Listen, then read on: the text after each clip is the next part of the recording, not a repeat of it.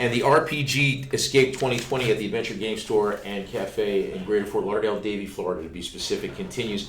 I'm here with Chris Negelein, community content creator. Yeah. And we're going to talk about grassroots game design. And really, because this is content design that's coming from somebody who's interacting. You're both you're creating new content for people that are playing game systems that are really craving game content. And I can speak from firsthand knowledge that I go back to a time I started playing D&D Kitties when it had an A in front of it, 1A, not that 2, but the and there wasn't enough content. There were wonderful modules. There were some really serious game designers. I'm going to give Jeff Leeson a plug, who did the first sort of history-based. It was the Shrine of a Temoacan, which had kind of an Aztec theme to it, and that was the beginning of what I consider sort of smart module design. And now, of course, we're many generations removed, and you're creating smart modules for mostly for the SciFi system. That's right. And in a way, for those people who are not familiar with the methodology, the system that you use in terms of getting the content out. If they're familiar with the DM Guild, the Dungeon Masters Guild, right. It's a similar. So it's the same program. It's just run for Monty Cook Games and their SciFi system instead of the DM Guild for Wizards of the Coast. Right. And so, how is the SciFi system in terms of ease of creating original content? Well, I feel a little guilty because it's like giving away the candy store. Because it's a lot harder than it looks, folks. Okay, he's a lot smarter. Don't try this at home. No, but we actually want you to try this. Exactly. So SciFi, it's fairly easy because SciFi, even though it's kind of some people think it might be a medium crunch system, that medium crunch is more on the player side to give them something to put their teeth into. On the game master side, it's much more story based. So if you're someone who can write and create and then, tweak what you see and what you do with the numbers that SciFi needs, which is really only 2 numbers, then you're good to go. But the real thing is getting to have the skills beyond that, learning how to do InDesign and making your stuff look good, have a good presentation, a good layout, in addition to having a good story that is created through a game. Where do good ideas for good stories, good adventures come from? Well, depending on because for me, there's no one path for anybody, and sometimes there's no one path for a particular person. So sometimes I get inspired by something I read or write, or I find a commercial-free map that looks awesome and go, what can I put in there? Also, Monty Cook Games has some great supplements that you can now use. There's Gods of the Fall, which basically your characters are demigods and kind of an Eastern Indian sort of celestial bureaucracy. There's also Predation, where you're playing the grandkids of maroon time travelers in the Cretaceous, and you're not shy about using cybernetics or genetic modification on your dinosaurs that you hang out with. And then also there's Unmasked, which is kind of a psychodrama horror meets Stranger Things, but for superheroes. Finding things that give you psychic waves and putting them into a mask that you put on and create a separate superhero personality that is much more Ellison or Grant or than it is, 4-color comics. Do you go back to, I'm going to call it the source material, the seed corn, if you're coming up with an adventure, let's say superhero genre, just for the purposes of.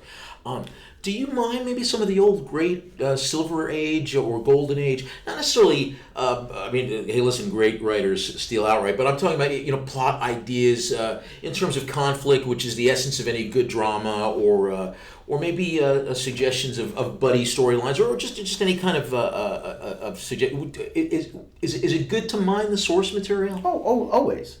There's this difference between a cliche and a trope. Basically, good point. Yeah, basically, a cliche is an overused trope, and sometimes you can let those cliches lay and come back to them later, much later, to make them a trope again. But no, especially for role playing and for like comic books and other things that kind of riff on action, adventure, and pulp, tropes are a tool. They're a form of shorthand you can use to get the ball rolling without getting, doing the exposition as you would do in other stuff. How important do you think being organized is? Oh, very. Yeah. Very, especially if you're getting into doing your own layout and design and graphics like that. It's best to be or the more organization you do up front, then the less mess you have at the end. Because at least for me, especially when it comes to bigger projects, I feel like 70% of my time is with the last 10% of the details. Just making sure I have everything correct, and if I had known I had done this or that a little more organized, I could have saved myself an hour or two here. Is there a genre that you favor over another? One particular genre that you really like designing material for? To some degree, it's fantasy, but usually it's fantasy mixed with something else. Steampunk used to be my thing back in the day, but now I've been tweaking around with some people would say things like solar sails in space. Right. Sailing boats in space. Right. Or an old Western feel to a fantasy world. Right. That's a great mashup, right? Where you can take something. I just stumbled. I don't know how, but I find I have an Amazon Prime membership, and so Carnival Row just stumbled up into my into my field of vision. I said I might as well take advantage of this. I started watching it, and I love it. And I like that they've mixed history. They've taken much of the 19th century sensibility between the Irish and English and superimposed that over the elves or the fairies and the humans and whatnot.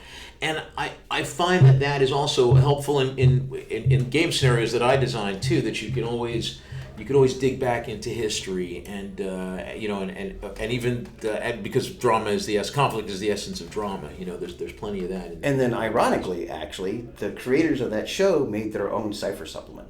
Oh, is that right? Yes. So you can download it for free, and you can play Carnival Row with your cipher book. So does that offer you an opportunity also to mine that for community content? There's intellectual property rights. Right. So specifically, if somebody's how cool, though, right? Exactly. If somebody wants to know what they're doing, they can really do right now for Cypher. It's the 3 books I mentioned and any sort of generic stuff they're coming up with, or their own stuff. Do you find the present? Do you find it's a conducive time, a welcoming time to get ideas out there? It is. I think it is. Especially just going on the DM's Guild, a lot of those people are now actually working for Wizards of the Coast in one capacity or the other, and they've kind of been able to kind of branch out and make a good sideline. I don't know if anyone's making a living at the moment, but they're making a good sideline. That has a trickle. I believe that has kind of a trickle down, and sort of a rising tide lifts all ships, right? Sort of thing. So knocking on wood, we'll feel that for Cypher sometime soon. Chris Negelein, thank you very much for joining us. Be well. More to come.